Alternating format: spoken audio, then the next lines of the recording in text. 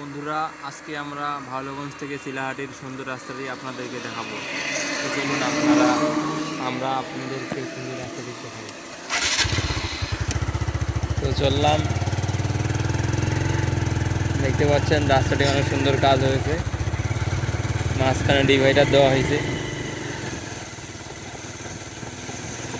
এক দিয়ে ভ্যান আর এক দিয়ে সাইকেল, মোটরসাইকেল চলাচলের জন্য অনেক সুন্দর এটি রাস্তা। সামনে একটা খড়ি দেখতে পাচ্ছেন দর্শক, সরি খড়ি না, ওটা অন্য কিছু ছিল।